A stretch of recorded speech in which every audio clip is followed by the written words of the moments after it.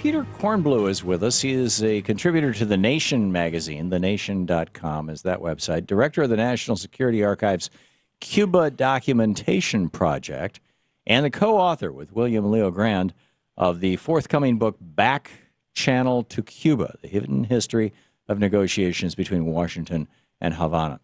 And Peter, welcome to the program. Oh, it's a great pleasure to be on, Tom. Thank you for joining us. And it's the website, thenation.com, and we also have a link to the book over on thomhartmann.com. Tell us what got you started on this, and what have you learned? What got me started on the issue of Cuba talks with Cuba? Yeah. Well, I've been writing about this for about 20 years.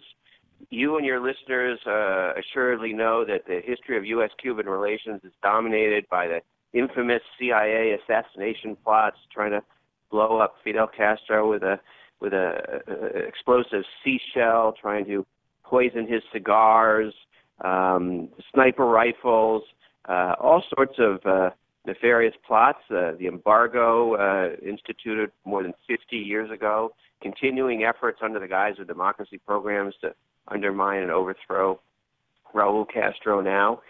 But, you know, there's actually a secret history of talks and negotiations and dialogue between Cuba and the United States that dates all the way back to just after the revolution, actually. And in that history, which is not well known, lies the seeds, the precedents, the lessons for what the United States and Cuba need to do now to change this perpetual antagonism and move forward towards more normal relations. And that's a much more relevant history, I think, right now, particularly as Obama heads towards his last 2 years in office, than the history of aggression at this point, which is well known. Yeah, in the election of 1960, there was this huge rhetorical war between JFK and Nixon. Nixon was vice president in '59 when Cuba went independent and went communist. And Kennedy was blaming Nixon for letting Cuba go communist, and Nixon was trying to get tough on that. In fact, apparently the Bay of Pigs invasion was organized before that election as an October surprise and never got pulled off. Correct me if you think I'm wrong on any of this. Didn't Castro immediately after the revolution approach the United States about working things out? Well, he didn't approach the United States per se. He came to the United States in April 1959. At that point, we still had normal relations with Cuba. The Eisenhower administration, including Richard Nixon, was very dubious about Castro. He was this bearded, young, militant with a big mouth, according to them. Yeah. And they were these older, paternal and imperial-minded U.S. policymakers who, from their point of view, Cuba belonged to the United States. And Castro was there to tell them that, no, the revolution taken place and now that Cuba was going to be more independent. But even at that point, there was a secret meeting between Fidel Castro and the CIA. The CIA had not turned completely against Castro in April '59. They wanted to recruit him to fight communists in Cuba.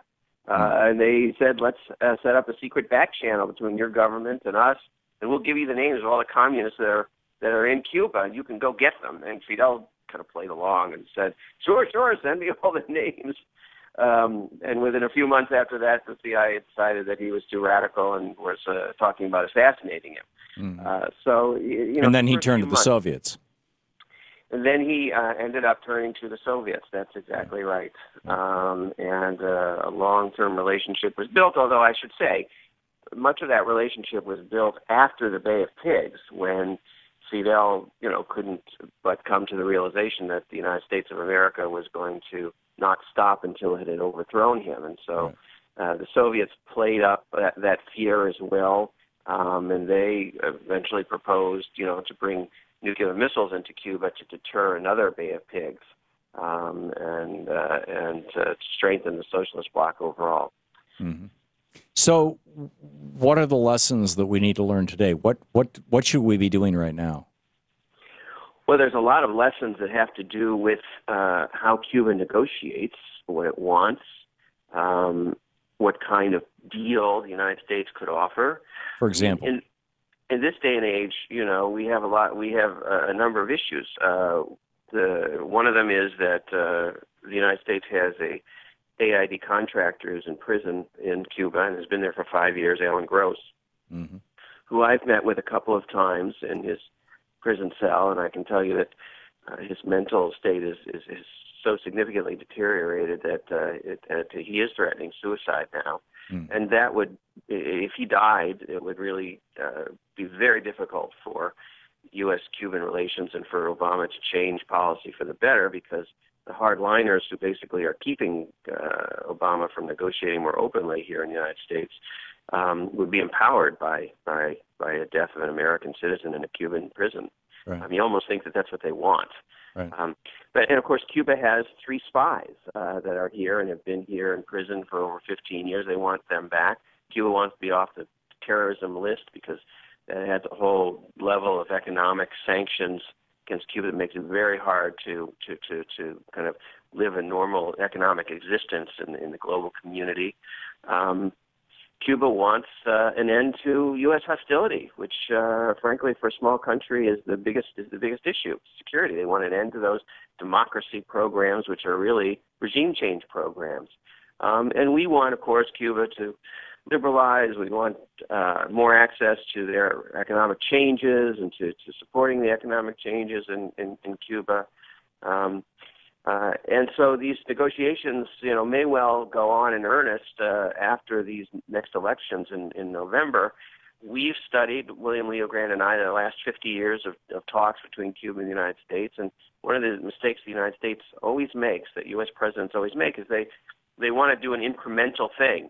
It was called calibrated response during the Clinton era. It was called reciprocity when Kissinger tried it. The U.S. officials want, we'll do this for you, and then you do that for us, tit for tat. Mm-hmm. And that takes a long time, and basically opposition by the right wing in the United States builds up, and saboteurs start, and you get Brothers to the Rescue sending planes over Cuba and them getting shot down, and all sorts of impediments and deterrents to moving forward. So that one lesson is a package deal would be better. Mm-hmm. Obama should bite the bullet. He should really simply radically change Cuba policy once and for all, and take the hit all at once. Don't you think they're just waiting for Castro to die to do that? Well, Fidel Castro has just turned 88 years old, and eventually he will pass from this earth. He seems like he's been a fixture not only in the Third World and in the history of revolution in Latin America and elsewhere, but he seems like he's been a fixture in the whole history of U.S. Latin American relations. But he's 88, and he's certainly not going to live forever. His brother has said that his brother, who's in his early 80s, Raul Castro, has said that he'll step down as president for 3 years. And everybody in Cuba believes him. And so there will be a transition. I don't think that's what we're waiting for. I think that both Cuba and the United States want to see a better relationship, because it would be in both of their interests. And the issue is the politics in the United States of America that keeps that from happening. Yeah, and the Cuban community in the United States, unlike, we're out of time. I just find this a fascinating topic. Peter Kornbluh, contributor to The Nation, director of the National Security Archive's Cuba Documentation Project, and the co-author of William Leo Grant of the forthcoming book, Back Channel to Cuba, The Hidden History of Negotiations Between Washington and Havana. Peter, thanks for dropping by. Well, let's get together again when the book comes out. There you go. Good luck with it. Thank you.